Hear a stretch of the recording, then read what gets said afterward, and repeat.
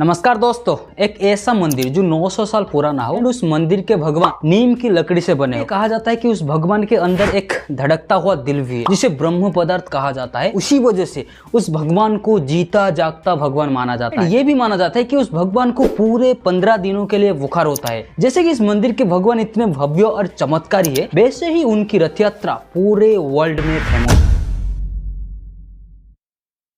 उड़ीसा के पुरी जगन्नाथ धाम को कौन नहीं जानता। ये भारत के 4 पवित्र धामों में से एक धाम है। इस मंदिर में महाप्रभु जगन्नाथ जी अपने बड़े भाई बलभद्र एंड बहन सुभद्रा जी के साथ रहते हैं। ये माना जाता है कि देवस्नान पूर्णिमा का दिन महाप्रभु जगन्नाथ अपने भाई बलभद्र एंड बहन सुभद्रा जी 108 मटके की पानी से नहाते हैं, जिसके बाद उन्हें पूरे 15 दिनों के लिए बुखार होता है। उस 15 दिनों तक उन्हें एक अलग कमरे में रख दिया जाता है। जब बुखार ठीक होता है तो महाप्रभु जगन्नाथ अपने बड़े भाई बलभद्र एंड बहन सुभद्रा जी सज धज के अपने अपने रथों में बैठते हैं अपने गुंडीचा माँ के मंदिर में जाने के लिए। गुंडीचा माँ की मंदिर महाप्रभु जगन्नाथ जी के मंदिर से करीबन 3.5 किलोमीटर दूरी पर है, जिसे रथ यात्रा या फिर घोष यात्रा कहा जाता है। अब जानते हैं गुंडीचा माँ के बारे में। पौराणिक काव्य के हिसाब से गुंडीचा माँ राजा इंद्रद्युम्न के पत्नी थे, जो कि 8वीं शताब्दी में पुरी के शासक थे, जिन्होंने महाप्रभु जगन्नाथ जी के मंदिर को बनाया था। एंड 1174 में गंगवंश का राजा अनंगभीम देव ने इसे वर्तमान की रूप दिया था। अगर आप कभी भी महाप्रभु जगन्नाथ जी के मंदिर को दर्शन के लिए आओगे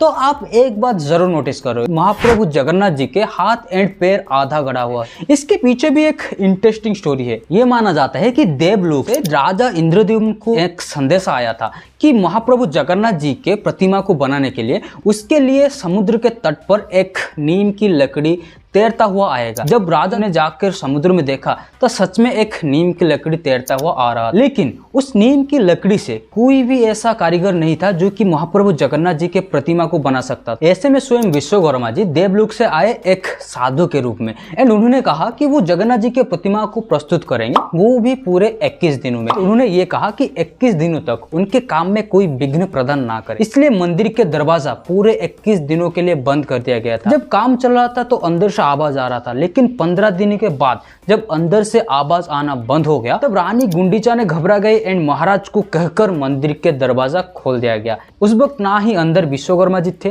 और ना कोई था, सिर्फ महाप्रभु जगन्नाथ जी, बलराम एंड सुभद्रा जी के आधा गड़ा हुआ प्रतिमा थी। रथ यात्रा सिर्फ हमारे उड़ीसा या फिर इंडिया में प्रसिद्ध नहीं, बल्कि ये वर्ल्ड फेमस फेस्टिवल, क्योंकि हर मंदिर में भगवान को दर्शन करने के लिए भक्त आते हैं। लेकिन यहाँ पर खास बात यह है कि महाप्रभु जगन्नाथ जी अपने बड़े भाई बलभद्र एंड बहन सुभद्रा जी को लेकर भक्तों को दर्शन देने के लिए जाते हैं, वो भी अपने अपने रथों में बैठकर। ये रथ यात्रा पूरी 9 दिनों की होता है। 9 दिन अपने मासी गुंडीचा माँ के घर में रहने के बाद महाप्रभु अपने भाई एंड बहन के साथ श्री मंदिर को लौट आते हैं, जिसे बाहुड़ा यात्रा कहा जाता है। ये रथ यात्रा हमारे इंडिया के अलावा और भी कई कंट्रियों में मनाया जाता है, जैसे कि मॉस्को, न्यूयॉर्क, लंदन एंड रोम। रथ यात्रा की कुछ खास बात है, जैसे कि हमने हमारे पहले वीडियो पूरी जगन्नाथ धाम में जगन्नाथ मंदिर के कुछ रहस्यों के बारे में बताया था, वैसे ही महाप्रभु जगन्नाथ जी की रथ यात्रा कुछ अनोखा है। रथ यात्रा को प्रारंभ करने से पहले एक रस्म किया जाता है जिसे छेरा पोहरा कहा जाता है। इस रस्म में पुरी के महाराजा आके जगन्नाथ जी के रथ एंड रथ जाने वाले मार्ग को एक सोने के झाड़ू से साफ करते हैं।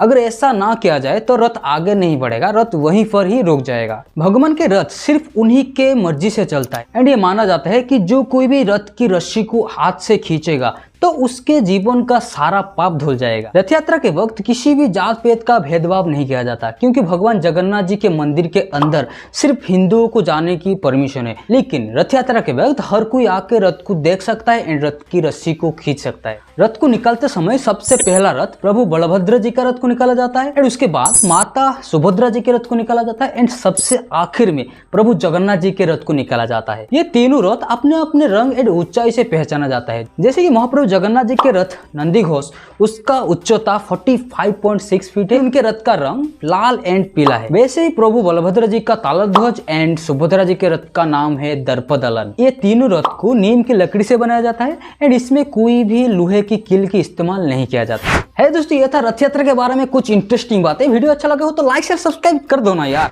मिलते हैं एक नई वीडियो में एक नई टॉपिक के साथ, तब तक के लिए जय हिंद। जाने से पहले एक और बात, अगर आप महाप्रभु जगन्नाथ धाम के बारे में जानना चाहते हैं तो आप इस वाले वीडियो के ऊपर क्लिक करके उसे देख सकते हैं।